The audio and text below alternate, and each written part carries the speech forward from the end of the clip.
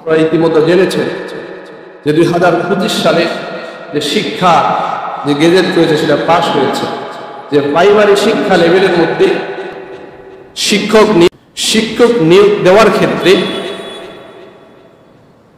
গান শিখাবে এমন শিক্ষক নিয়োগ দেওয়া। কি শিখাবে? জোরে বলেন। নাচ শিখাবে। কি শিখাবে? নাচ শিখাবে, গান শিখাবে, নাচ শিখাবে, হারমোনিয়াম বাজানো শিখাবে আমাদের সন্তানদের। কাদের সন্তান? জোরে বলেন না। আমাদের সন্তানদের। 2025 যে শিক্ষা কারিকুলাম বা শিক্ষক নিয়োগ দেওয়া হবে, আপনি প্রথম আলো থেকে নিয়ে, তারপরে কালের কণ্ঠ থেকে নিয়ে, আপনি যত টেলিভিশন আছে সবগুলোতে দেখেন এই নিউজটা আসছে। আচ্ছা বলুন তো, আমরা কি আমাদের সন্তান গান গাক, আমাদের সন্তান নাচুক, গায়ক, এটা কি আমরা স্বাচ্ছন্দ্য বোধ করি? এদেশের 92% মুসলিম কি সেটা চায়? তাহলে কেন হবে? অথচ আজ থেকে অনেক বছর থেকে ওলামাই কেরাম সবাই দাবি করে আসছে প্রাইমারি স্কুলে যাতে করে ধর্মীয় শিক্ষাকে বাধ্যতামূলক। আজকের এই বাংলাদেশের মধ্যে ধরেন বারবার দুর্নীতি চ্যাম্পিয়ন হচ্ছে না? কেন হচ্ছে? ওই শিক্ষা কারিকুলামে পড়াশোনা করে এত বেশি শিক্ষা কারিকুলামে এত বেশি শিক্ষিত হয়, ওই শিক্ষিত হয়ে এদেশের ঠেলাওয়ালারা এই দেশকে দুর্নীতি চ্যাম্পিয়ন করে না।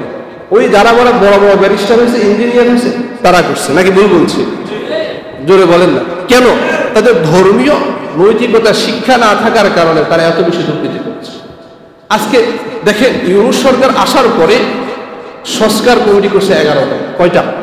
11টা। ওই সংস্কার, আইন সংস্কার করবে, সংবিধান সংস্কার করবে, এই সংস্কার সেই সংস্কার করে ফেলে সব, কিন্তু শিক্ষাখাত সংস্কার করতে হবে এটা তার মাথায় না। অথচ শিক্ষা মানুষকে একটা আদর্শিক জাতি উপহার দিতে পারে কি পারে? কিন্তু শিক্ষা কারিকুলামে সে কোনো হাত দেয় না। সে কোনো কি দেয়? হাত দেয় না। এখন কৌশলে কি করলো? মুসলমানের সন্তানগুলো যাতে করে গান বাদ্য নাচ ডিস্কো মার্কা হয়, এরা যাতে করে বিজ্ঞানী না হয়, এরা যাতে করে ভালো ধর্মীয় শিক্ষায় শিক্ষিত না হয়, এটাতে এজেন্ডা না রেখে প্রাইমারি শিক্ষা লেভেলের মধ্যে গান শিখাবে। এখন সেই ধরনের শিক্ষক নিয়োগ দেওয়া। নাউজুবিল্লাহ বলেন। এটা কি মানুষের আমাদের ম্যান্ডেট, আমাদের এই চাওয়া কি এমন ছিল? আসলে যে যত কথাই বলুন না কেন, পৃথিবীর ইউনূস সরকারকে আনা হলো কেন? যে এই দেশ দুর্নীতিগ্রস্ত, এইগ্রস্ত সেইগ্রস্ত, ইউনূস সরকারকে আনলে দেশ মনে শান্তি হয়ে যাবে, এটাই তো চিন্তা করছে সবাই বলা শুরু করছে।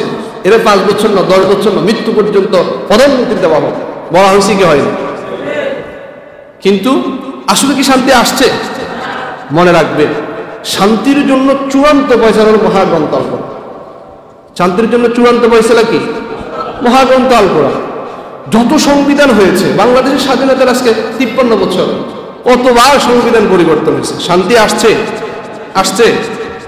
আর 1450 বছর কোরআনের কোনো বিধিবিধান পরিবর্তন করা লাগছে? লাগবেও। এটা চির আধুনিক কোরআন, চির কি আধুনিক।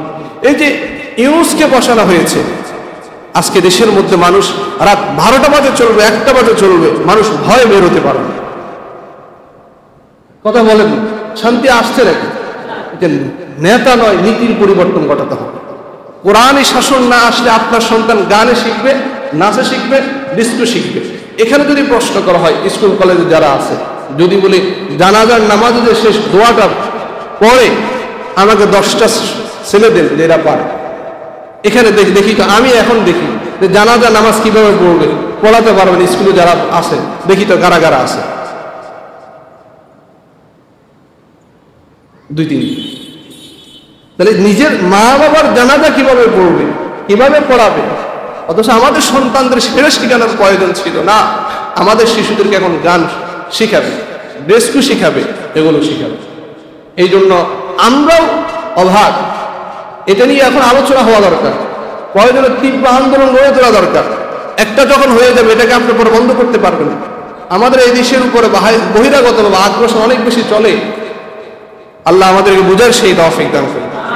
আমরা বলে দিতে চাই অন্তত এই প্রজ্ঞাপন বন্ধ করা হোক। আমাদের প্রাণের দাবি যে প্রাইমারিগুলোতে ধর্মীয় শিক্ষাকে বাধ্যতামূলক করা হোক। আপনারা কি বলেন? এটা গণভোট করা হোক, দেখবেন অধিকাংশ বলবে ধর্মীয় শিক্ষা। আজকে প্রাইমারিগুলোতে ছাত্রছাত্রী পাওয়া যায় না। কেন পাওয়া যায় না?